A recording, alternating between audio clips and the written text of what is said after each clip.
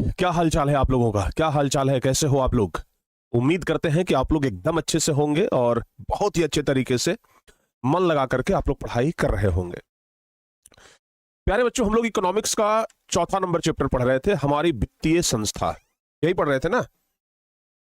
Economics का चौथा number chapter, हमारी वित्तीय संस्था। आज प्यारे बच्चे हम लोग इस चैप्टर को समाप्त करेंगे, खत्म करेंगे, क्योंकि यह जो चैप्टर है हमारी वित्तीय संस्था बहुत ही महत्वपूर्ण चैप्टर है एग्जाम के पर्पज से। और पिछली क्लास में हम वित्तीय संस्था के बारे में बहुत ही बेहतरीन तरीके से एक एक चीज समझा करके हम आप लोगों को बताए थे ना? तो प्यारे बच्चों, वित्तीय संस्था क्या होता है, वित्तीय संस्था कितने प्रकार के होते हैं, ये सब कुछ हम आप लोगों को बता दिए थे। चलिए एक बार मौखिक रिवीजन हम आप लोगों का करवाते हैं। हम आप लोगों को वित्तीय संस्था के बारे में बताए थे और वित्तीय संस्था कितने प्रकार के होते हैं ये भी बताए थे कि नहीं बताए थे? वित्तीय संस्था कितने प्रकार के होते हैं हम आप लोगों को ये भी बताए थे, जैसे सरकारी वित्तीय संस्था, उसके बाद अर्ध सरकारी वित्तीय संस्था, फिर बताए थे सूक्ष्म वित्तीय संस्था, ये सब बताए थे ना? फिर उसके बाद बताया कि भाई राष्ट्रीय वित्तीय संस्था और राज्य स्तरीय वित्तीय संस्था होता है, यानी कि एक होता है देश स्तर पर और एक होता है राज्य स्तर पर। तो जो राष्ट्रीय वित्तीय संस्था है वह दो प्रकार का होता है, उसके दो अंग होते हैं, एक भारतीय मुद्रा बाजार और दूसरा होता है भारतीय पूंजी बाजार। फिर हम आपको राज्य स्तरीय वित्तीय संस्था में लेकर के आए, तो राज्य स्तरीय वित्तीय संस्था जो है यह भी दो प्रकार का है, एक संस्थागत और दूसरा गैर संस्थागत। संस्थागत में तो बहुत सारे आते हैं, जैसे सहकारी बैंक हो गया, उसके बाद प्राथमिक सहकारी समिति हो गया, भूमि विकास बैंक हो गया, व्यावसायिक बैंक हो गया, क्षेत्रीय ग्रामीण बैंक हो गया, नाबार्ड हो गया, ये सब ना आपका संस्थागत संस्था है।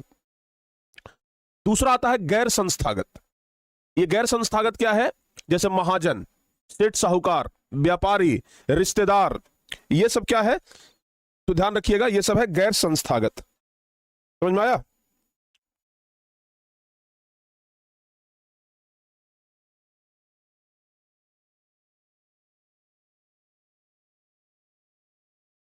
ये सब क्या है बाबू? ये सब है गैर संस्थागत। ठीक है, तो आइए आज हम लोग व्यावसायिक बैंक के बारे में पढ़ेंगे। कल हम आपको बताए थे ना कि अगली क्लास में हम लोग व्यावसायिक बैंक के बारे में पढ़ेंगे कि व्यावसायिक बैंक क्या होता है, व्यावसायिक बैंक के कौन कौन से कार्य होते हैं, ये सब कुछ ना आज हम लोग इस क्लास में पढ़ेंगे। व्यावसायिक बैंक के बाद हम लोग सहकारिता के बारे में पढ़ेंगे, स्वयं सहायता समूह के बारे में पढ़ेंगे। मतलब जो भी चीज है आज हम लोग सब पढ़ करके इस चैप्टर में क्या कर देंगे, समाप्त कर देंगे। ठीक है, तो आइए प्यारे बच्चों, आज एकदम बेहतरीन तरीके से हम लोग व्यावसायिक बैंक के बारे में पढ़ना शुरू करते हैं। ठीक है ना? आज हम लोग एकदम बेहतरीन तरीके से आज हम लोग व्यावसायिक बैंक के बारे में पढ़ना स्टार्ट करते हैं।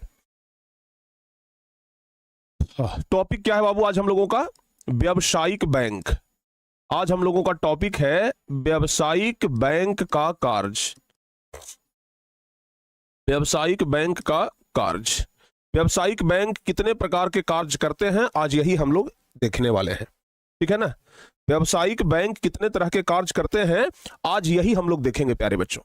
तो व्यावसायिक बैंक के कार्य के बारे में आप लोगों को क्या जानकारी है? अगर आप बैंक में जाते हैं, चाहे पंजाब नेशनल बैंक हो, ग्रामीण बैंक हो, या फिर SBI हो, या किसी भी बैंक में अगर आपका खाता है, तो उस बैंक का काम क्या है बता सकते हैं?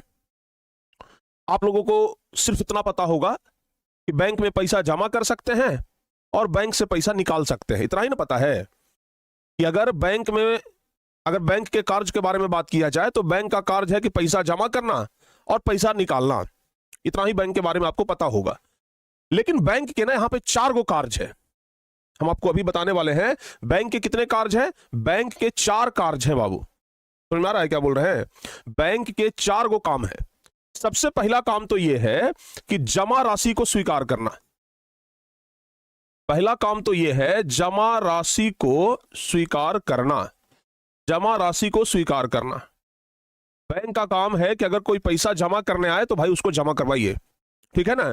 पहला काम बैंक का यही है, और सबसे पहला काम इसलिए है क्योंकि बैंक को पैसा ही आता है लोगों से।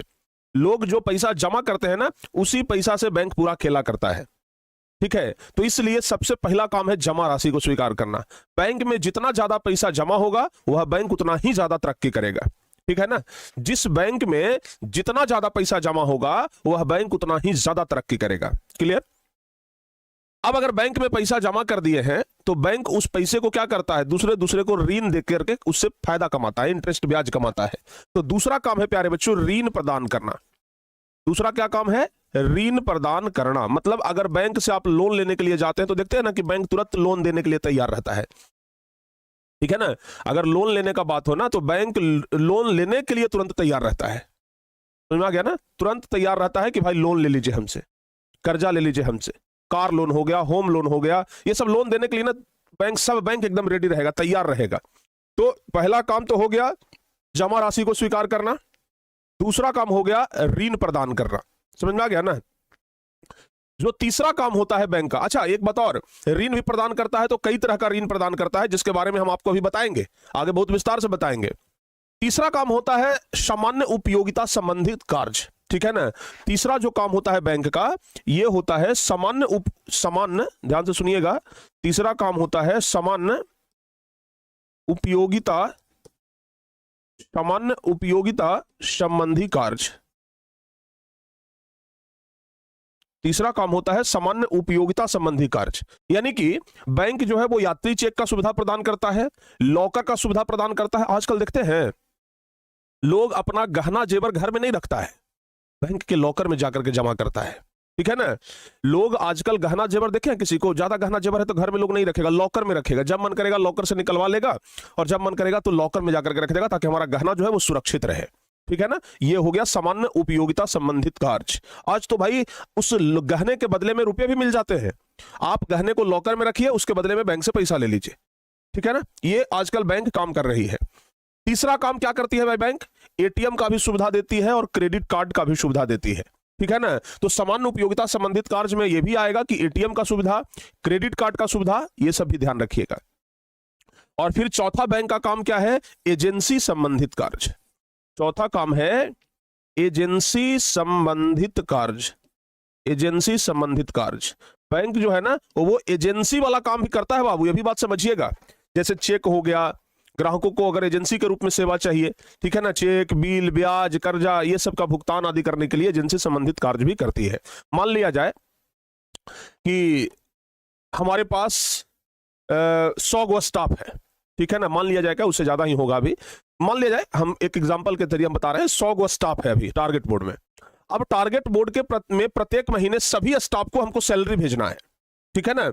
जितने स्टाफ यहां पे काम कर रहे हैं सब लोगों को क्या करना है, सैलरी भेजना है। तो अगर सब लोगों को सैलरी भेजना है तो एक करके हमको सबको पैसा भेजना पड़ेगा कि नहीं भेजना पड़ेगा। तो 100 आदमी को पैसा भेजने में हमको दिन भर का समय लग जाएगा, लगेगा कि नहीं लगेगा बाबू, दिन भर का समय लग जाएगा।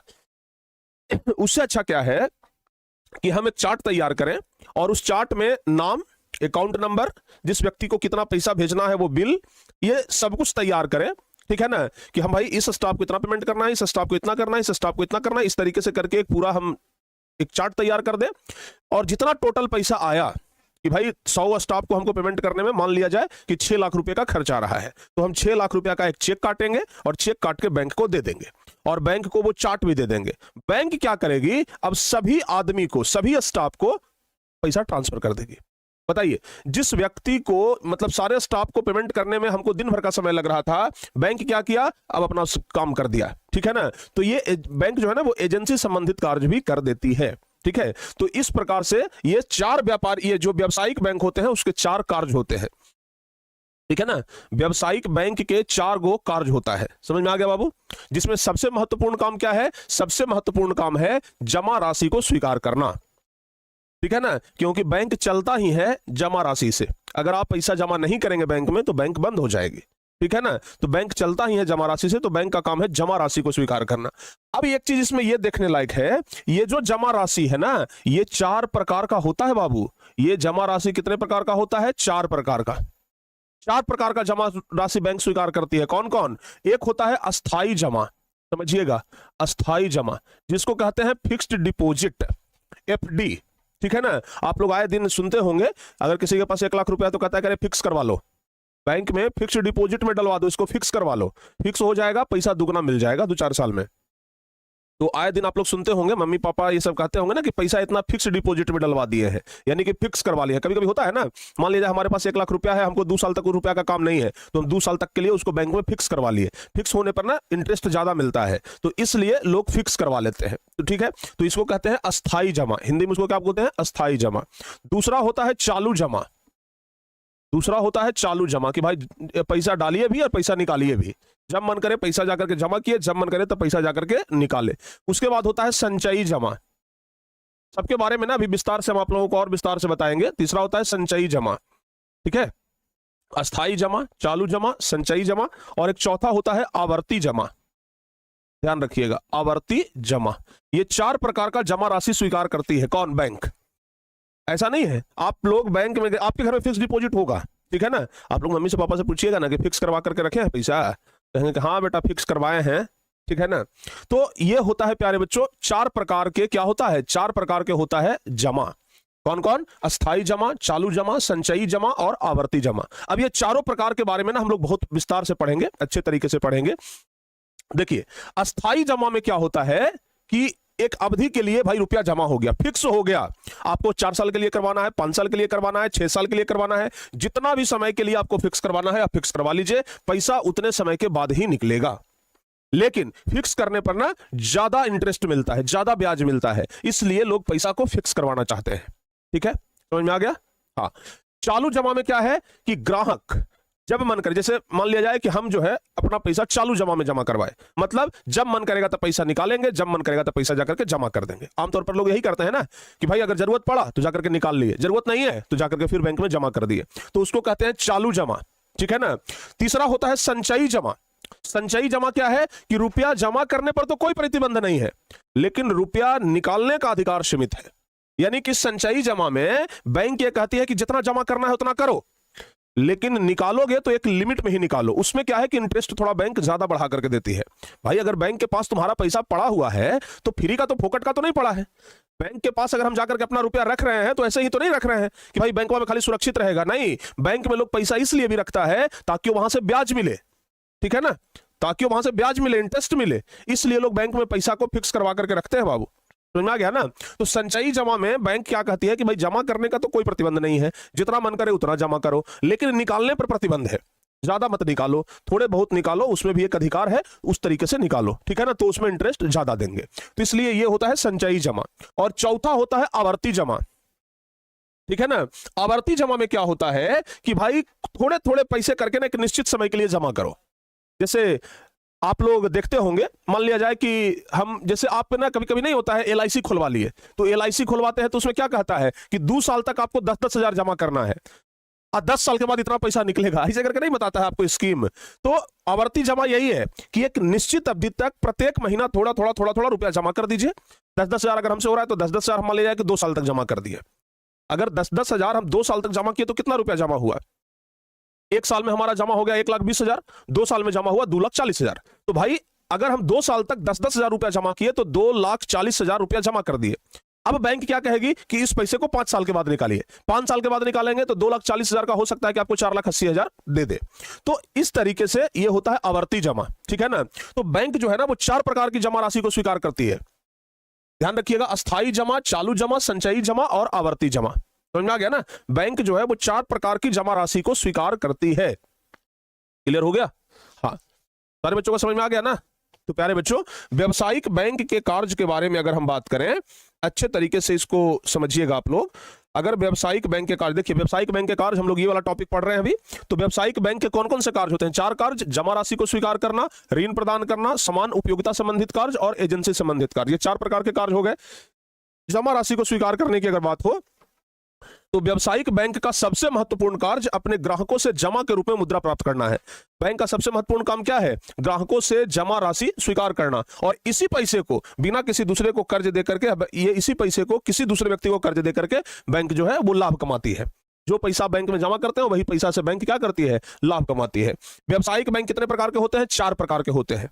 बैंक जो है वो 4 प्रकार के जमा राशि को स्वीकार करते हैं। अभी आपको बताया अस्थाई जमा, संचयी जमा, चालू जमा और आवर्ती जमा, और किस तरीके से चारों में जमा होता है ये भी हम आप लोगों को बताए। तो परीक्षा में एक सवाल यहां से भी बनता है कि व्यावसायिक बैंक कितने प्रकार के जमा राशि को स्वीकार करते हैं? व्यावसायिक बैंक कितने प्रकार के जमा राशि को स्वीकार करते हैं? तो याद रखिएगा, व्यावसायिक बैंक जो है वो 4 प्रकार के जमा राशि को स्वीकार करते हैं। पहला हो गया अस्थाई जमा। अस्थाई जमा क्या कहती है भाई? कि इसके तहत एक अवधि के लिए रुपया जमा किया जाता है। अस्थाई जमा ये कहती है कि एक अवधि के लिए फिक्स कर दीजिए, इसको अंग्रेजी में भी कहते हैं फिक्स्ड डिपॉजिट, मतलब फिक्स कर दीजिए। आप अगर 5 लाख रुपया फिक्स कर रहे हैं तो 5 साल के बाद हम आपको दे देंगे 8 लाख रुपया, ठीक है ना। यानी इंटरेस्ट वहां पे बढ़ करके मिलता है, ठीक है ना। ऐसे आपको कम इंटरेस्ट मिलेगा, लेकिन पैसा को फिक्स करा दीजिएगा ना तो उसको ज्यादा इंटरेस्ट मिलेगा, ठीक है ना, ध्यान रखिएगा। दूसरा होता है चालू जमा। दूसरा क्या होता है? चालू जमा। चालू जमा क्या है भाई? तो इसके तहत जमा करता अपनी इच्छा अनुसार से कभी भी पैसा जमा कर सकता है और निकाल सकता है। यानी कि बैंक जो है कभी भी पैसा को जमा कर सकता है। ये बैंक में आप कभी भी पैसा जमा करिए, कभी भी पैसा निकालिए। आमतौर पर सब लोग जो है वो चालू जमा करते हैं कि भाई हमारे पास घर में पैसा पड़ा है, ला करके जमा कर दिए, फिर जब जरूरत पड़ेगा तो जाएंगे बैंक से निकाल के ले आएंगे, तो उसको कहते हैं चालू जमा। और तीसरा हो गया संचयी जमा, ठीक है ना। हाँ, तीसरा क्या हो गया? संचयी जमा। एक लड़के कह रहे हैं कि सर हमारे पास पैसा है, आपके पास फिक्स डिपॉजिट करवा दें। हमारे पास काहला फिक्स डिपॉजिट करवाइएगा, हमारे पास इंटरेस्ट मिलेगा है? हमारे पास इंटरेस्ट नहीं ना मिलेगा बाबू, इंटरेस्ट मिलता है बैंक में। और हम पैसा वाला काम करते हैं, सरकार जान जाएगी तो भाई हमको धरवाल तुरंत पकड़ लेगा, रे तू कैसे बैंक खोल लिया, ठीक है ना। ठीक है, तो इसलिए जमा करने के लिए सबका जगह फिक्स है ना। जमा जैसे हम आप कर सकते हैं वहां बैंक में, बैंक को सरकार ने रजिस्टर्ड दिया है।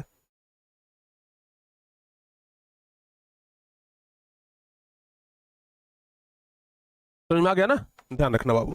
तो ये हो गया संचयी जमा। इसके तहत रुपया जमा करने पर कोई प्रतिबंध नहीं है, लेकिन रुपया निकालने का अधिकार सीमित होता है संचयी जमा में। संचयी जमा में क्या होता है कि भाई रुपया जमा करने पर तो कोई प्रतिबंध नहीं है, जितना मन करे उतना जमा करो, लेकिन निकालने के लिए अधिकार है कि भाई कुछ अधिकार सीमित है कि उतना ही तक निकालिए। और लास्ट में है आवर्ती जमा। इसके तहत एक निश्चित अवधि तक प्रत्येक महीना कुछ रकम जो है वो जमा किया जाता है, इसको कहते हैं हम लोग आवर्ती जमा। तो आप लोगों से ऑब्जेक्टिव में पूछेगा कि भाई ये बताइए कि बैंक के कितने कार्य होते हैं, व्यावसायिक बैंक के कितने काम होते हैं? तो कहिएगा कि 4 गो काम होता है। फिर कहेगा कि बताइए बैंक कितने प्रकार की जमा राशि को स्वीकार करती है? तो बैंक 4 प्रकार के जमा राशि को स्वीकार करती है। क्लियर हो गया ना बाबू? बैंक कितने प्रकार की जमा राशि को स्वीकार करती है? 4 प्रकार के जमा राशि को स्वीकार करती है। यहां तक सारे बच्चों का क्लियर है? बैंक जो है वह कितने प्रकार के जमा राशि को स्वीकार करती है? तो याद रखिएगा कि बैंक 4 प्रकार के जमा राशि को स्वीकार करती है, ठीक है। बैंक 4 प्रकार के जमा राशि को स्वीकार करती है। चलिए अब उसके बाद हम जरा देख लेते हैं कर्जा वाला बात, ऋण प्रदान करना। बैंक कई प्रकार का ऋण प्रदान करती है, यह बात ध्यान रखिएगा। बैंक के पास जो रुपया हम लोग जमा करते हैं, जो रुपया हम लोग बैंक के पास जमा करते हैं, बैंक उसी पैसा को कर्जे पे लगा देता है, आपको ऋण दे देता है। लेकिन पूरा पैसा नहीं, 100% पैसा ऋण पे नहीं लगाता है। कुछ पैसा बैंक अपने नगद कोष में बचा करके रखता है। पूरा का पूरा पैसा अगर सबको कर्जे दे देगा तो दिक्कत ना है। आप जाइएगा निकालने के लिए, तब कहां से होगा? जैसे मान लिया जाए कि हम 5 करोड़ रुपया जमा कर दिए बैंक में, ठीक है ना। बैंक में हम 5 करोड़ रुपया जमा कर दिए, बैंक उसमें से क्या करेगी? 1 करोड़ रुपया बैंक में रखेगी सब घड़ी, और 4 करोड़ के लगा दिया कर्जा पर, ठीक है ना। कि भाई अब उस 4 करोड़ से बैंक पैसा कमाएगी, पैसा कमा करके कुछ अपने भी कुछ आपको भी देगी, ठीक है ना। तो ये होता है प्यारे बच्चों ऋण, ठीक है ना, मतलब कर्जा। अगर बैंक से लोन लेते हैं तो बैंक के पास जो रुपया जमा के रूप में आता है उसमें से एक निश्चित राशि नगद कोष में रख करके बाकी रुपया बैंक दूसरे व्यक्तियों को उधार दे देता है। यानी कि बैंक जो है ना वो कुछ पैसा रख करके और बाकी पैसा सबको कर्जा दे देता है। समझ में आया? हाँ, ये बैंक का होता है ऋण देने का काम। तो व्यावसायिक बैंक कई प्रकार के ऋण प्रदान करते हैं, ध्यान रखिएगा। पहला होता है अल्पकालिक ऋण। अब आप तो अल्पकालिक से समझिए गए होंगे, मतलब थोड़े समय के लिए। अगर आपको ऐसा ऋण चाहिए, ऐसा कर्जा चाहिए जो 1 आध सप्ताह के लिए चाहिए, तो उसके लिए बैंक आपको कर्जा दे सकती है, ठीक है ना। तो उसको बोलते हैं अभियाचित या अल्पकालिक ऋण। लेकिन 1 आध सप्ताह के लिए कर्जा कौन लेता है बैंक से? कभी सुने हैं कि हम बैंक से 1 सप्ताह के लिए कर्जा लिए हैं? नहीं ना। लेकिन ऐसी योजना है कि आपको अगर पैसा का जरूरत हो, अगर 5 दिन के लिए भी जरूरत हो, तो आप बैंक से जाकर के कर्जा ले सकते हैं। लेकिन बैंक वाला आजकल क्या करता है, बड़ा चालाक हो गया है सब। बैंक वाला सोचता है कि ससुरा 5 दिन के लिए कर्जा लेगा, इसको हम कर्जा देंगे। वो क्या करेगा, आपको कागज में ही 5-7 दिन घुमा देगा। आपको 5 दिन के लिए कर्जा चाहिए और आपको 5 दिन बैंकवा मतलब आवाजाही करवा देगा। ये कागज लाइए, पासपोर्ट साइज ये फोटो लाइए, अरे इसका ये पैन कार्ड लाइए, पैन कार्ड रजिस्टर्ड नहीं है ये लाइए, अच्छा आधार कार्ड लाइए, तेरी के आधार कार्ड में मोबाइल नंबर रजिस्टर्ड नहीं है, आधार कार्ड में मोबाइल नंबर रजिस्टर्ड करा के लाइए। 5 दिन तो आप लोगों को ऐसे ऐसे ऐसे ऐसे करके घुमा देगी, आप कर्जा क्या लीजिएगा 5 दिन के लिए, ठीक है ना। तो प्यारे बच्चों ध्यान रखना, एक ऐसा ऋण भी बैंक प्रदान करती है जो बहुत थोड़े समय के लिए हो, ठीक है ना, उसको बोलते हैं अल्पकालिक ऋण, ठीक है ना। तो इस प्रकार का ऋण 1 दिन से लेकर के 1 सप्ताह तक के लिए केवल मांगने भी वापस करने के लिए दिया जाता है। इस प्रकार का ऋण जो है वो वापस करने के लिए दिया जाता है कि भाई लीजिए, अपना काम करके फिर तुरंत वापस करिए, ठीक है ना। दूसरा ऋण होता है नकद साख। नकद साख क्या है कि बैंक आप लोगों को कर्जा दे देगी, उसके बदले में ना एक बॉन्ड साइन करवाती है। बैंक आपको कर्जा जरूर देगी लेकिन उसके बदले में एक बॉन्ड साइन होता है, मतलब एक क्या कह सकते हैं, एग्रीमेंट। आपको पैसा तो मिल गया लेकिन उसके बदले में ना एक एग्रीमेंट साइन होगा, ठीक है ना, और एग्रीमेंट पर आपका सिग्नेचर होगा, लिखा रहेगा कि हम बैंक से इतना कर्जा ले रहे हैं, इतने तारीख को इसको लौटाएंगे, इतने समय में हम इसको लौटाएंगे, इस काम के लिए कर्जा ले रहे हैं। तो ये सब ना पहले से लिखा हुआ रहता है, तो उसको कहते हैं नगद साख, ठीक है। तो नगद साख क्या कहता है बाबू, इस प्रकार की व्यवस्था के अंतर्गत बैंक अपने ग्राहकों को क्या करती है, बैंक अपने ग्राहकों को ऋण पत्र यानी कि व्यापारिक माल और अन्य स्वीकृति प्रतिभूति प्रदान करती है। यानी कि बैंक जो है वो अपने ग्राहक को इस प्रकार का ऋण प्रदान करती है कि भाई आप किसी भी प्रकार का कोई व्यापार करते हो तो आराम से करिए, हमसे कर्जा ले लीजिए, ठीक है ना, ये होता है। उसके बाद और किस प्रकार का ऋण है, और ऋण है अधिविकर्ष। बैंक जो है वो अधिविकर्ष ऋण भी देती है, ठीक है ना। होता क्या है कि आपके बैंक में जितना रुपया जमा है, अगर बैंक का भरोसा आप पर है, क्रेडिट है बढ़िया, तो उससे ज्यादा रुपया निकालने की भी सुविधा देता है। जैसे ये वाला काम होता है ना, क्या बोलते हैं उसको, क्रेडिट कार्ड वाला काम, कि आपके बैंक में पैसा नहीं भी है फिर भी क्रेडिट कार्ड के जरिए आप कोई सामान खरीद सकते हैं, अपना काम कर सकते हैं। तो अधिविकर्ष भी लगभग वैसा ही है कि कोई भी व्यावसायिक बैंक हो, कोई भी व्यावसायिक बैंक अपने ग्राहकों के खाते में जितना रुपया जमा है उससे अधिक रुपया निकालने की सुविधा देता है, लेकिन एक निश्चित समय के बाद वो रुपया बैंक को वापस करना पड़ता है, ठीक है ना, ध्यान रखिएगा, वो रुपया बैंक को वापस करना पड़ेगा। जब कोई व्यावसायिक बैंक अपने ग्राहकों को उसके खाते में जमा रकम से अधिक रकम निकालने की सुविधा देता है तो उसको अधिविकर्ष कहते हैं। तो लिखेंगे, परीक्षा में ऐसे भी सवाल आ जाता है कि अधिविकर्ष क्या है, 2 नंबर का पूछ दिया, अधिविकर्ष क्या है, तो क्या बोलिएगा, जब कोई व्यावसायिक बैंक अपने ग्राहकों को उसके खाते में जमा रकम से अधिक रकम निकालने की सुविधा देता है तो उसे अधिविकर्ष कहते हैं। तो उसे किस प्रकार की सुविधा कहते हैं, अधिविकर्ष की सुविधा कहते हैं। याद रहेगा, याद रखिएगा इसको बाबू, ठीक है ना। उसके बाद चौथा जो ऋण होता है वो होता है विनिमय बिलों का भुगतान। व्यावसायिक बैंक जो है, अगर आपके पास किसी भी प्रकार का बिल है, मान लिया जाए होटल का बिल है, ट्रांसपोर्ट का बिल है, किसी भी प्रकार का बिल है, तो उस बिल को भुना करके, उस बिल को दिखा करके आप बैंक से ऋण ले सकते हैं, ठीक है ना। इस प्रकार के बिल में क्या होता है, जैसे मान लिया जाए कि आप किसी कंपनी के लिए काम करते हैं, आप ऐसे समझिए आप किसी भी कंपनी के लिए काम करते हैं, कोई एक बड़ा मल्टीनेशनल कंपनी है जिसमें आप काम करते हैं, उस काम में आपका फील्ड वर्क है, तो कंपनी आपको होटल का खर्चा, खाने पीने का खर्चा, रहने का खर्चा, ये सब जो है वो अलग से देती है। तो भाई वो आपको तो वो बिल बना करके दे देगी कंपनी, और उस बिल को आप बैंक में ले जाइए और बैंक में ले जाकर के उस बिल को भंजा लीजिए, भुना लीजिए मतलब भंजा लीजिए, ठीक है ना। तो भाई बिल को ना आप बैंक में ले जाइए और ले जाकर के भंजा लीजिए, तो बैंक विनिमय बिलों का भी भुगतान करती है, ठीक है। तो व्यावसायिक बैंक जो है वो विनिमय बिलों को भुना करके भी ग्राहकों को ऋण प्रदान करता है। इस प्रकार के ऋण में बैंक बिलों में से कुछ कटौती करके बाकी राशि का भुगतान ऋणी को कर देता है। उसमें क्या होता है कि बैंक जो है वो कुछ पैसा कटौती करके और बाकी पैसा जो है वो ग्राहकों को दे देता है, ठीक है ना। और 5वां जो ऋण देता है वो है ऋण और अग्रिम, जिसको कहते हैं लोन एंड एडवांस। यानी कि बैंक जो है वो लोन भी देती है और एडवांस भी, यानी कि जब ऋण एक पूर्व निश्चित अवधि के लिए दिया जाता है तो इसे ऋण अथवा अग्रिम कहते हैं। यानी कि बैंक से आप ये कह करके अगर पैसा लेते हैं कि हमको भाई 5 साल के लिए 3 लाख रुपए का जरूरत है, तो आप लोन ले रहे हैं, तो बैंक कहेगी कि ठीक है साहब लोन ले लीजिए, आप 8 रुपए इंटरेस्ट के अनुसार से लोन लगेगा, मतलब 100 रुपया में 8 रुपया आपको साल में देना पड़ेगा इंटरेस्ट के तौर पर। तो इस प्रकार से 5 तरीके का ऋण देती है बैंक, ठीक है ना। 5 तरीके से आपको बैंक से कर्जा मिल जाता है, समझ में आया? 5 तरीके से कर्जा मिल जाता है, ऋण मिल जाता है बैंक से, ठीक है ना। होम लोन देने में बहुत पेपर मांगता है। अच्छा ये बताओ, कोई आप लोगों को मान लिया जाए होम लोन आप ले रहे हैं, तो होम लोन लीजिएगा तो कम से कम तो 20-30 लाख रुपया लीजिएगा, 20-30 लाख से तो कम नहीं लीजिएगा। तो कोई आपको अगर 20-30 लाख रुपया दे रहा है, तो बदले में वो तो अब भरोसा तो लेगा ना कम से कम भाई, आपसे ये पेपर तो मांगेगा ना, कि जिससे कि बैंक को भरोसा हो जाए कि आप उसका पैसा लेकर के भागेंगे नहीं। पता चला कि बैंक से 35 लाख रुपया कर्जा ले लिए और अगला दिन से आप नजरें नहीं पड़ रहे हैं, बेचारा पूरा पुलिस प्रशासन लगे है बैंक कि कहीं से वो आदमी को खोज के लाइए, 35 लाख कर्जा लिया है, वो आप मिलिए नहीं रहे हैं। तो बैंक पेपर इसलिए मांगती है ताकि बैंक को भरोसा रहे कि भाई अगर हम इस व्यक्ति को 35 लाख रुपया दे रहे हैं तो ये व्यक्ति हमें पैसा वापस कर दे। अगर किसी स्थिति में यह पैसा वापस नहीं कर पाया तो इसकी संपत्ति कितनी है, खेत ये सब का रसीद उसीद पहले ले लेता है, खेत का कागज, मकान का कागज, या फिर और किसी प्रकार का कोई बिजनेस है तो उस सब का वो पहले देखभाल कर लेता है बढ़िया से, कि अगर आप पैसा लेकर के भाग गए, पैसा आप उसका नहीं चुकाए, तो आपके संपत्ति को नीलाम करेगा और आपके संपत्ति से वो अपना पैसा वसूल करेगा। समझ में आया कि नहीं आया? तो इसलिए इतना पेपर लिया जाता है। समझ में आ गया ना? इतना सारा जो पेपर लिया जाता है ना, इसलिए लिया जाता है। समझ में आ गया कि नहीं आगे बाबू? हाँ, तो आप बताइए, इतना इतना कोई पैसा दे, आप किसी को 100 रुपया देते हैं तो 100 बार सोचते हैं ये पैसा लौटाएगा कि नहीं लौटाएगा, इसको पैसा देना चाहिए कि नहीं देना चाहिए, सोचते हैं कि नहीं सोचते हैं? अरे पैसा मांग रहा है, इसको पैसा दें कि ना दें, लौटा देगा है? लेकिन बैंक आपको 35 लाख दे रहा है, बदले में पेपर मांग रहा है, तो पेपरों नहीं दीजिएगा है? बताइए। तो ये सब ना ध्यान रखिएगा। अब इसके बाद प्यारे बच्चे आगे बात करते हैं बैंक का अगला काम। बैंक का अगला काम होता है सामान्य उपयोगिता संबंधित कार्य, यानी कि बैंक जो है वो लॉकर की सुविधा भी देता है, बैंक जो है वो यात्री चेक यानी साख प्रमाण पत्र भी जारी करता है, बैंक जो है वो एटीएम कार्ड, क्रेडिट कार्ड का भी सुविधा देता है। ये सब ध्यान रखिएगा, ठीक है ना? सारे बच्चों को समझ में आया? हाँ, तो ध्यान रखिएगा, व्यवसायिक बैंक अन्य बहुत से कार्यों को भी संपन्न करते हैं जिन्हें सामान्य उपयोगिता संबंधित कार्य कहा जाता है।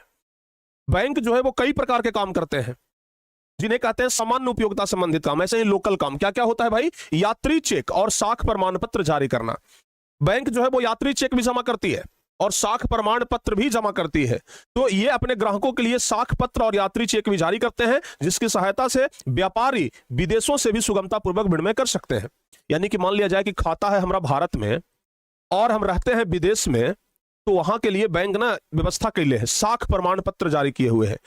आपको बैंक एक साख प्रमाण पत्र दे देगी कि भाई ये जो आदमी है ना, ये भरोसे का आदमी है, इस आदमी पर हमें भरोसा है, इस आदमी पर हमें भरोसा है।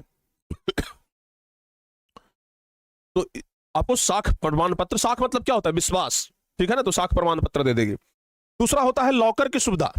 बैंक आजकल लॉकर की भी सुविधा देती है कि अगर आप सोना चांदी का जो जेबर है, आभूषण जो है, उसको अगर आप सुरक्षित रखना चाहें तो बैंक आपको लॉकर की भी सुविधा देती है। उसके बदले में 1 वर्ष का कुछ किराया होता है, वो किराया बहुत कम होता है, बहुत कम, ठीक है ना? इतना कम कि कोई भी व्यक्ति जाकर के लॉकर में ये अपना सोना चांदी या कुछ भी रखवा सकता है। जमीन का कागज है, जमीन का कागज ही लॉकर में रखवा दीजिए, कुछ भी आप रखवा सकते हैं, ठीक है ना? तो बैंक अपने ग्राहकों को लॉकर्स की सुविधा भी प्रदान करता है, जिसमें लोग अपने सोने चांदी के जेवर तथा अन्य आवश्यक कागज सुरक्षित रख सकते हैं। इसका वार्षिक किराया बहुत कम होता है। यानी कि बैंक जो है वो आपको लॉकर का भी सुविधा दे रहा है।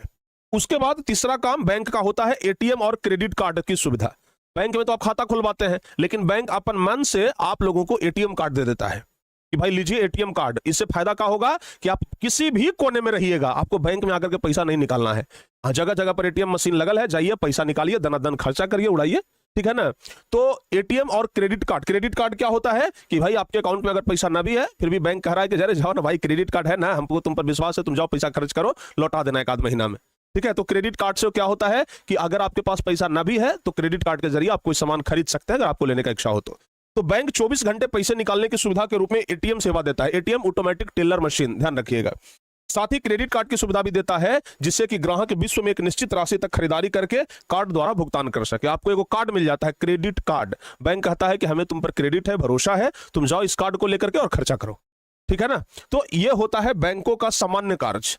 बैंक जो है वो भाई बहुत तरह का सुविधा आपको दिए हुए है। और चौथा जो होता है प्यारे बच्चों, वो होता है एजेंसी संबंधी कार्य।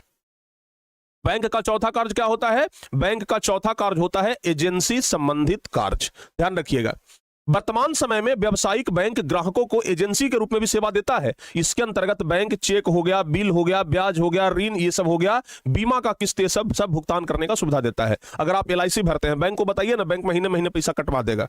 आप लोन लिए हुए, बैंक को बताइए ना, आपको महीने महीने जाकर के भरना नहीं है, बैंक अपने आप पैसा कटवा देगा। तो ये सब एजेंसी संबंधित कार्य भी बैंक करती है, ठीक है ना? हाँ, सारे बच्चों को समझ में आ गया बाबू? बताइए यस और नो। हाँ, तो परीक्षा में एक सवाल जो देखिए कितना बार पूछा है, 2011 में, 13 में, 15 में, 19 में, 21 में, 2024 में, इतना बार यह क्वेश्चन आया कि व्यावसायिक बैंक के प्रमुख कार्य की विवेचना करें।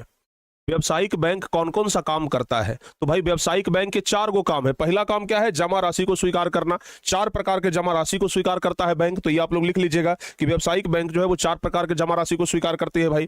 दूसरा है ऋण प्रदान करना। व्यावसायिक बैंक जो है वो 5 तरह का ऋण देती है, अभियाचित एवं अल्पकालिक ऋण, नगद साख, अधिविकर्ष, विनिमय बिलों का भुगतान और ऋण एवं अग्रिम। 5 प्रकार का ऋण देती है। व्यावसायिक बैंक का अगला काम है सामान्य उपयोगिता संबंधित कार्य, जिसमें कि यात्री चेक और साख प्रमाण पत्र जारी होता है, लॉकर की सुविधा और एटीएम कार्ड की सुविधा। और चौथा कार्य है एजेंसी संबंधित कार्य। तो बैंक के ये 4 गो काम है। बैंक के कितने कार्य हैं? 4 गो कार्य है। कौन कौन? जमा राशि को स्वीकार करना, ऋण प्रदान करना, सामान्य उपयोगिता संबंधित कार्य और एजेंसी संबंधित कार्य। तो बैंक के ये 4 गो कार्य हैं। यहां तक सारे बच्चों को समझ में आ गया? बताओ बाबू, क्लियर है ना? चलिए, कभी कभी परीक्षा में एक सवाल और आ जाता है कि बताइए एजेंसी संबंधित कार्य क्या है। अभी हम लोग लिख दिए ना कि एजेंसी संबंधित कार्य, लेकिन क्या होता है एजेंसी संबंधित कार्य? तो एजेंसी संबंधित कार्य कहने का मतलब हुआ कि जो इंटरेस्ट है, यानी कि जो ब्याज है और लाभांश है, उसका संकलन और विवरण तैयार करना। यानी कि बैंक का काम है कि भाई आपका जो ब्याज है उससे कितना लाभ है, ये सबका वो विवरण तैयार करता है। ब्याज, ऋण के किस्त, बीमों की किस्त का भुगतान करना। अगर आपका कहीं पर किस्त चल रहा है, मान लीजिए कि मोटरसाइकिल लिए उसका किस्त चल रहा है, कोई एलआईसी खुलवाए हुए हैं उसका किस्त चल रहा है, तो वो किस्त आपको भरने का जरूरत नहीं है, वो बैंक आपके अकाउंट से अपने आप भर देगा। तो वो ये सब भी काम करता है एजेंसी संबंधित कार्य। उसके अलावा है प्रतिभूतियों का क्रय विक्रय। कोई भी चीज अगर आपको खरीदना है, जैसे मान लीजिए कि शेयर मार्केट में आप लोग पैसा लगाते हैं, तो शेयर खरीदना है, शेयर बेचना है, तो ये सब काम बैंक आपको करके दे देगी। चेक, बिल और ड्राफ्ट का संकलन, किसी प्रकार का चेक है, बिल है, ड्राफ्ट है, वो सब आप जाकर के बैंक में भंजा सकते हैं। ठीक है ना? तो ये सब बैंक के हैं एजेंसी संबंधित कार्य, जिसको कि आप लोग अच्छे तरीके से ध्यान रखिएगा। तो व्यावसायिक बैंक के 4 गो कार्य होता है, चारों के बारे में आप लोग बढ़िया से याद रख लीजिएगा। क्लियर हो गया बाबू? चलिए, यहां तक सारे बच्चों का क्लियर हो गया ना? हाँ, अब हम लोग अगला टॉपिक की ओर बढ़ते हैं, जिसका नाम है सहकारिता। सहकारिता क्या होता है? अच्छा, गांव में एक समूह होता है, जानते हैं? अब महिलाओं का समूह, सरकारी कह सकते हैं, सरकार के द्वारा ऐसी स्कीम है जिसको कहते हैं स्वयं सहायता समूह। 10 गो महिला मिल करके वो समूह बना देती है, ओकरा में एगो कोई पीएम बन गई, एगो कोई सीएम बन गई। ठीक है ना? तो वहां पर क्या होता है कि 10 महिला मिल करके एक समूह बना लेती है, जिसको कहते हैं स्वयं सहायता समूह। और भाई स्वयं सहायता समूह, जिसको जीविका दीदी भी कहते हैं जी, आप लोग शायद जीविका उसी को ना कहते हैं, जीविका। हाँ, तो स्वयं सहायता जीविका समूह भी कहते हैं, या उसको स्वयं सहायता समूह भी कहते हैं। उसी प्रकार से सहकारिता होता है। सहकारिता में क्या होता है कि जो पुरुष होते हैं उनका समूह होता है। 10 गो पुरुष का समूह होता है, 10 गो 20 गो पुरुष मिलकर के एक समूह बना लिए। लेकिन इसमें कोई जरूरी नहीं है कि सब पुरुष जुड़े ही जुड़े, कोई दबाव नहीं होता है, सब पुरुष मिल करके जुड़ता है। इसकी शुरुआत 1904 में ही हो गया था। ठीक है ना? सहकारिता साख समिति के द्वारा इसकी शुरुआत की गई थी। तो गांव का कोई भी 10 आदमी मिल करके एक समिति का स्थापना कर सकता है और सहकारिता समिति बना सकता है। अगर जिस तरीके से महिलाओं को जरूरत होता है तो वो समूह से पैसा उठा लेती है, उसी प्रकार से पुरुषों को जरूरत है तो सहकारिता साख समिति से पैसा उठा लीजिए। तो जिस तरीके से महिलाओं के लिए स्वयं सहायता समूह होता है, पुरुषों के लिए होता है सहकारिता। पुरुषों के लिए क्या होता है? सहकारिता। सहकारिता का अर्थ ही होता है एक साथ मिलजुल करके कार्य करना। ठीक है ना? सहकारिता का अर्थ ही क्या होता है? एक साथ मिलजुल करके कार्य करना। समझ में आ गया ना? तो प्यारे बच्चों, अगला जो टॉपिक हम लोग का है वो है सहकारिता। कहता है कि सहकारिता होता क्या है, सहकारिता से आप क्या समझते हैं? तो ये क्वेश्चन बड़ा इंपॉर्टेंट है, बार बार पूछता भी है। तो सहकारिता क्या होता है? तो लिखेंगे सहकारिता का अर्थ होता है एक साथ मिलजुल करके काम करना। सहकारिता का अर्थ होता है कि एक साथ मिलजुल करके कार्य किया जाए। अर्थात जब 2 या 2 से अधिक व्यक्ति स्वेच्छापूर्वक अपने आर्थिक वृद्धि के लिए मिलजुल करके कार्य करते हैं तो उसे ही सहकारिता कहते हैं। यानी कि 2 या 2 से अधिक व्यक्ति एक साथ मिलजुल करके अगर काम करें, एक संगठन में, एक समिति में जुड़ करके, तो उसी को कहते हैं सहकारिता। और भारत में इसकी शुरुआत हुई थी 1904 ईस्वी में, सहकारिता साख समिति। भारत में 1904 में पहली बार सहकारिता समिति बना, सहकारिता साख समिति, ध्यान रखिएगा। और इसके अनुसार गांव या शहर में कोई भी 10 व्यक्ति मिलकर के सहकारी साख समिति की स्थापना कर सकते थे। यानी गांव का कोई भी 10 आदमी मिल गया और 10 आदमी मिलकर के सहकारी साख समिति का स्थापना कर लिए। यानी कि जिस तरीके से महिलाओं के लिए जीविका समूह होता है, स्वयं सहायता समूह होता है, पुरुषों के लिए है सहकारी साख समिति। अच्छा, इसमें कुछ नियम भी होते हैं। क्या नियम है? संगठन की सदस्यता स्वैच्छिक होती है, यानी कि जो संगठन है इसमें कोई जुड़ना चाहते हैं तो जबरदस्ती नहीं है, अपनी मर्जी से जुड़ सकते हैं, स्वेच्छा से जुड़ सकते हैं, कोई जोर जबरदस्ती नहीं है कि आप जुड़बे करिए, ठीक है ना। तो सहकारिता का पहला चीज तो यही है कि सदस्यता स्वैच्छिक होती है, अपनी स्वेच्छा से जुड़ सकते हैं। मान लिया जाए कि स्वयं सहायता में ही मम्मी लोग जुड़ती हैं, तो क्या जबरदस्ती को जुड़ा देता है? भाई इच्छा है जुड़ने का जुड़ेंगे, नहीं जुड़ने का इच्छा है नहीं जुड़ेंगे, ठीक है ना। तो सहकारिता यही होता है कि स्वेच्छा है, भाई जुड़ने का मन है जुड़ेंगे, नहीं जुड़ने का मन है नहीं जुड़ेंगे, ठीक है ना।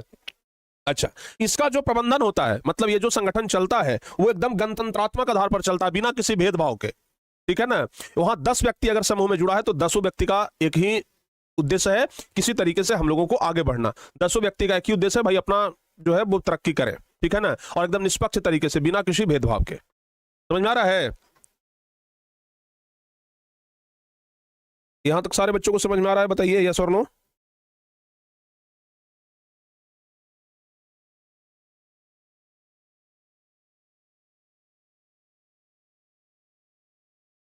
यहां तक सबको समझ में आ गया बाबू? ध्यान रखिएगा, सहकारिता के 3 तत्व हो गया।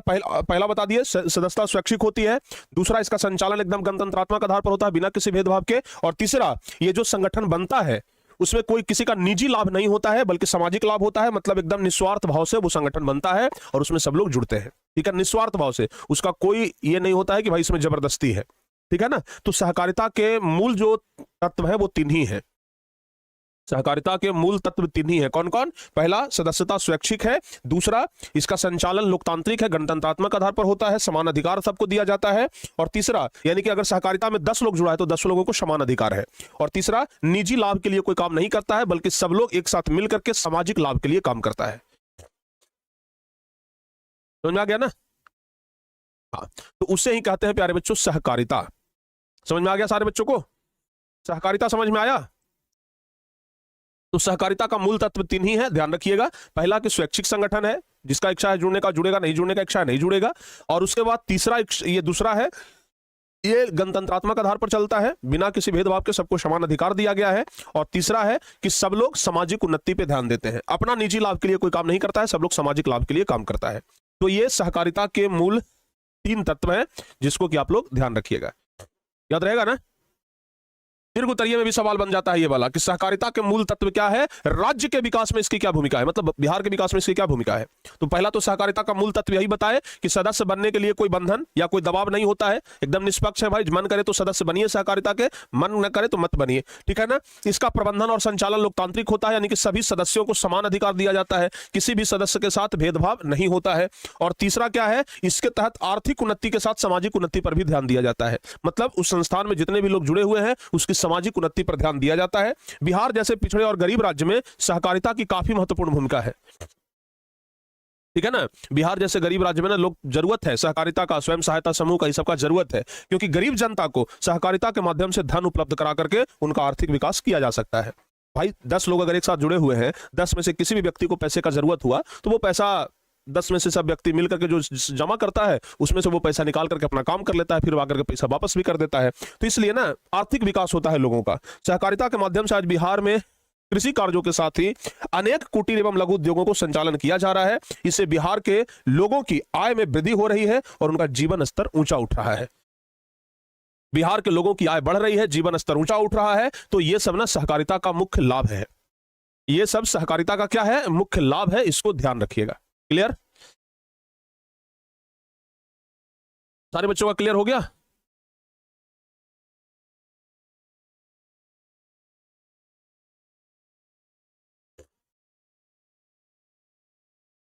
तो सहकारिता के बारे में ध्यान रखिएगा। सहकारिता बहुत जरूरी चीज है। सहकारिता और स्वयं सहायता समूह जैसे ना चीज ना जरूर होना ही चाहिए, ठीक है ना, ध्यान रखिएगा। एक चीज और जो कि बहुत इंपॉर्टेंट होता है कि सहकारिता का विकास कैसे हुआ भारत में। सहकारिता का विकास कैसे हुआ, देखो बाबू, एक इतना तो बता दिए कि 1904 ईस्वी में पहली बार सहकारिता साख समिति बना, ठीक है ना। सहकारिता साख समिति बना और यह कहा गया कि भाई सब लोग आपस में एक संगठन की स्थापना करके 10 व्यक्ति जुड़ सकते हैं और 10 व्यक्ति जुड़ करके और आराम से उसमें सब लोग अपने आर्थिक विकास के लिए, सामाजिक विकास के लिए काम सब लोग मिलकर के कर सकते हैं लोकतांत्रिक तरीके से। तो अब इसका संचालन जो है वो सरकार के द्वारा किया जाने लगा, और जब सरकार के द्वारा किया जाने लगा तो लोगों का विश्वास बढ़ा कि नहीं भाई ये बढ़िया चीज है, लोग उसमें जुड़ने लग गए। और खास करके जब आर्थिक मंदी आया था 1929 में, तो इस पर बहुत प्रभाव भी पड़ा था। आर्थिक मंदी में ना ये बहुत सहकारिता साख समिति बड़ा प्रभावित भी हुआ था। लेकिन आज की स्थिति में लगभग 1/4 से अधिक लोग सहकारिता साख समिति से जुड़े हुए हैं और सब मिलकर के लाभ कमा रहे हैं, ध्यान रखिएगा।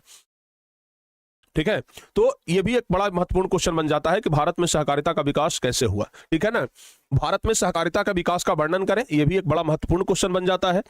तो लिख देंगे कि भारत में सर्वप्रथम 1904 में एक सहकारिता साख समिति पारित हुआ था, जिसके अनुसार कोई भी 10 व्यक्ति मिलकर के सहकारी साख समिति की स्थापना कर सकते थे। और 1912 में एक और अधिनियम आया जिसके अंतर्गत ऋण के अतिरिक्त अन्य उद्देश्यों के लिए भी केंद्रीय संगठन की स्थापना की व्यवस्था की गई। यानी कि पहला तो 1904 में सहकारिता साख समिति बनाया गया, फिर 1912 में ऐसा नियम आया कि भाई अगर आपको कर्जा अगर लेना हो तो किसी भी उद्देश्य के लिए तो आप यहां से कर्जा ले सकते हैं, उसके लिए केंद्रीय संगठन की स्थापना की गई। उसके बाद 1915 ईस्वी में मैक्लेगन समिति नियुक्त की गई जिसने इसकी भावी रूपरेखा तैयार की। यानी कि 1915 ईस्वी में फिर से एक समिति बनाया गया ताकि आगे किस तरीके से हमको सहकारिता साख समिति को ले जाना है उसके बारे में प्लानिंग किया जाए। ठीक है ना, इसके साथ ही भारत में सहकारिता की शुरुआत हो गई और इसका संचालन अब राज्य सरकारों के द्वारा होता है। सहकारिता साख समिति का संचालन केंद्र सरकार नहीं करती है, राज्य सरकार इसका संचालन करती है। 1929-30 की मंदी का सहकारिता के विकास पर बड़ा प्रतिकूल असर पड़ा। यानी कि जब मंदी आया था तो सहकारिता पर बड़ा जबरदस्त असर पड़ा, यह बहुत प्रभावित हुआ था। लेकिन वर्तमान में देश की ग्रामीण शाखा की 1/4 से अधिक सहकारी साख समिति प्रदान करती है। मतलब वर्तमान में गांव में अधिकांश लोग सहकारी साख समिति के साथ जुड़े हुए हैं, ध्यान रखिएगा। तो एक तरीके से आप यह समझ लीजिए ना कि स्वयं सहायता समूह का कॉपी है। ठीक है, अच्छा स्वयं सहायता समूह क्या होता है? इसमें भी वही चीज होता है कि 10, 15, 20 महिलाओं का एक ग्रुप होता है और अपने जीवन में अगर वो आगे बढ़ना चाहे तो 10 मिल करके कर्जा ले सकती है, कोई रोजगार कर सकती है और उसको अपना काम चला सकती है। ठीक है ना, ध्यान रखिएगा। अच्छा, अब हम लोग आगे देखने वाले हैं स्वयं सहायता। सबसे लास्ट टॉपिक है ये बाबू, स्वयं सहायता समूह। इसके बाद आपका ये चैप्टर खत्म हो जाएगा। ये स्वयं सहायता समूह क्या है? तो स्वयं सहायता समूह 15 से 20 महिलाओं का एक समूह होता है। हालांकि स्वयं सहायता समूह के बारे में हमसे ज्यादा बेहतर आप जानते होंगे, क्योंकि सब लोगों के घर में तो मम्मी जो है वो स्वयं सहायता समूह में जुड़ी हुई है, वो ज्यादा आपको बता देंगे। ठीक है ना, तो इसके बारे में हमें विशेष बताने की जरूरत नहीं है। खास करके जितने भी महिलाएं, अभी देखिए कि नीतीश कुमार सबको दिया ना स्वयं सहायता समूह में, जो जुड़ल था सब लोगों को 10-10 हजार रुपया मिला ना जी नीतीश कुमार से। बिहार के मुख्यमंत्री जो है वो सब लोगों को 10-10 हजार रुपया दिए, जो भी लोग जीविका में जुड़ा हुआ था, स्वयं सहायता समूह में जुड़ा हुआ था। और देखिए उस 10 हजार के चलते नीतीश को कितना वोट भी पड़ गया। ठीक है ना, तो स्वयं सहायता समूह 15 से 20 व्यक्तियां, खास करके महिलाओं का एक समूह होता है जो अपनी बचत तथा बैंकों से लघु ऋण लेकर के पारिवारिक जरूरतों को पूरा करते हैं। आप ऐसे समझिए कि एक गांव में 10 महिला है, 10 महिला पहले बेरोजगार थी, कोई काम नहीं करती थी, लेकिन वो महिला स्वयं सहायता समूह में जुड़ती है 10, और जुड़ने के बाद बैंक से कर्जा लेती है, उस कर्जा से कोई छोटा मोटा व्यवसाय चलाती है और अब 10 महिला उस व्यवसाय को मिल करके चला रही है, सबको फायदा हो रहा है। तो स्वयं सहायता समूह में जुड़ने से फायदा हुआ कि नहीं हुआ? यही फायदा होता है। ठीक है ना, तो ध्यान रखिएगा, अपनी बचत तथा बैंकों से लघु ऋण लेकर के पारिवारिक जरूरतों को पूरा करते हैं, जिससे जीवन की मूलभूत आवश्यकताओं की पूर्ति हो जाए तथा वो अपने जीवन पर बेहतर नियंत्रण कर सके। स्वयं सहायता समूह में समयानुसार विभिन्न प्रकार की आवश्यकताओं के लिए एक उचित ब्याज दर पर ऋण भी मिल जाता है। यानी कि अगर आप स्वयं सहायता समूह में हैं तो आपको बैंक से आराम से ऋण मिल जाता है, कर्जा मिल जाता है, उस कर्जा से आप जो करना चाहते हैं वो करिए, कोई दिक्कत नहीं है। ठीक है ना, ध्यान रखिएगा। सारे बच्चों का समझ में आ गया? हाँ, तो छोटे स्तर पर स्वयं सहायता समूह से जुड़े लोगों को जो ऋण दिया जाता है उसको कहा जाता है सूक्ष्म वित्त योजना। क्या कहा जाता है? सूक्ष्म वित्त योजना कहा जाता है, ध्यान रखिएगा। यह क्वेश्चन भी परीक्षा में आया था 2022 में कि सूक्ष्म वित्त योजना क्या है। तो याद रखिएगा, वह योजना जिसके तहत स्वयं सहायता समूह के माध्यम से गरीबों को छोटे स्तर पर ऋण उपलब्ध कराया जाता है उसे सूक्ष्म वित्त योजना कहते हैं। यानी स्वयं सहायता समूह के माध्यम से जो ऋण उपलब्ध करवाया जाता है, ठीक है ना, स्वयं सहायता समूह के माध्यम से जो लोगों को ऋण उपलब्ध कराया जाता है उसे क्या कहते हैं? सूक्ष्म वित्त योजना कहते हैं। समझ में आया? क्लियर हो गया ना? और कोर बैंकिंग प्रणाली ये तो ऐसे ही है, याद रखिएगा कि सारा बैंक आजकल इंटरनेट से जुड़ा हुआ है। देखते हैं ना, आप मान लीजिए कि पटना में रहते हैं, पटना के आप स्टेट बैंक में पैसा जमा कराइए, दिल्ली के स्टेट बैंक में भी जाकर के आप चेक करवाइएगा ना, तो पता चल जाएगा कि भाई उतना ही रुपया आपका जमा है, कितना तारीख को जमा हुआ, सब मतलब पूरा डिटेल आपके बारे में। यानी कि जितना भी बैंक है सब एक दूसरा से जुड़ा हुआ है इंटरनेट से। ठीक है ना, जितना भी बैंक है सब एक दूसरे से इंटरनेट से जुड़ा हुआ है, इसी को कहते हैं कोर बैंकिंग प्रणाली। ठीक है, तो बैंक के सभी शाखा को इंटरनेट के माध्यम से एक दूसरे से जोड़ दिया गया है, इस व्यवस्था को ही कोर बैंकिंग प्रणाली कहते हैं। तो प्यारे बच्चों आपका चैप्टर यही था, ठीक है ना। सूक्ष्म वित्त समझ गए कि गरीब लोगों को स्वयं सहायता समूह के माध्यम से जो छोटे स्तर पर ऋण उपलब्ध कराया जाता है, कर्जा दिया जाता है, उसको क्या कहते हैं, उसको कहते हैं हम लोग सूक्ष्म वित्त योजना। और कोर बैंकिंग प्रणाली क्या है, ध्यान रखिएगा कि बैंक के सभी शाखाओं को इंटरनेट के माध्यम से जोड़ दिया जाता है, उसको कोर बैंकिंग प्रणाली कहते हैं। क्लियर यहां तक सारे बच्चों को समझ में आ गया? चलिए, तो प्यारे बच्चों फाइनली आपका ये जो चैप्टर है यहां पर क्या हो जाता है, द एंड हो जाता है, यानी आपका ये चैप्टर समाप्त हो गया, पूरा ये चैप्टर आपका समाप्त हो गया यहीं पे, ठीक है ना। अब इस चैप्टर में कुछ इंपॉर्टेंट ऑब्जेक्टिव क्वेश्चन है भाई, जिसको हम लोग देख लेते हैं। इस चैप्टर में बहुत इंपॉर्टेंट ऑब्जेक्टिव क्वेश्चन है जो परीक्षा में पूछे भी जाते हैं, तो जरा हम लोग देख लेते हैं। क्वेश्चन कह रहा है कि वित्तीय संस्थान पूरा करते हैं, क्या पूरा करते हैं भाई, तो वित्तीय संस्थान स्वास्थ्य पूरा कर देगा, खाद्यान्न पूरा करेगा, नहीं ऋण संबंधित जरूरत को पूरा करेगा। तो वित्तीय संस्थान जो है वो ऋण संबंधित जरूरतों को पूरा करते हैं। आगे बताइए, सरकारी वित्तीय संस्था नहीं है। देखिए बैंक है जो सरकारी वित्तीय संस्था है, लेकिन सेठ साहूकार ये तो संस्थागत है ही नहीं, ये तो गैर संस्थागत में आते हैं। अगला, अर्ध सरकारी वित्तीय संस्था कौन है, तो अर्ध सरकारी भारतीय स्टेट बैंक ये सरकारी है, ये सरकारी है, ये सरकारी है, लेकिन अर्ध सरकारी में ग्रामीण बैंक आ जाएगा। आपको बताए थे ना, एक सरकारी बैंक होता है और दूसरा अर्ध सरकारी बैंक होता है। आगे बता दीजिए, बांग्लादेश के नोबेल पुरस्कार से सम्मानित व्यक्ति, तो प्रोमो यूनुस हो जाएंगे, बताए थे ना, प्रोमो यूनुस बांग्लादेश के नोबेल पुरस्कार से सम्मानित व्यक्ति है। वित्तीय संस्था कितने प्रकार के होते हैं, तो वित्तीय संस्था दो प्रकार के होते हैं, एक राष्ट्रीय वित्तीय संस्था और दूसरा राज्य स्तरीय वित्तीय संस्था। अगला बताइए, देश की संगठित बैंकिंग प्रणाली के प्रकार है। देश में दो प्रकार के बैंकिंग प्रणाली है, ठीक है ना, देश में दो प्रकार का बैंकिंग प्रणाली है, एक सरकारी और दूसरा अर्ध सरकारी। आगे बढ़ते हैं, भारत में एक संगठित पूंजी बाजार है। भारत जो है, भारत में एक संगठित पूंजी बाजार मुंबई को कहा जाता है, ठीक है ना, भारत में एक संगठित पूंजी बाजार मुंबई है। राज्य स्तरीय गैर संस्थागत वित्तीय संस्था कौन है, गैर संस्थागत, तो गैर संस्थागत वित्तीय संस्था में कौन आता है, व्यापारी आता है। गैर संस्थागत वित्तीय संस्था में कौन आएगा, व्यापारी, याद रखिएगा। 9वां नंबर, राज्य स्तरीय संस्थागत वित्तीय संस्था, तो राज्य स्तरीय वित्तीय संस्थागत संस्था कौन है, सहकारी बैंक है।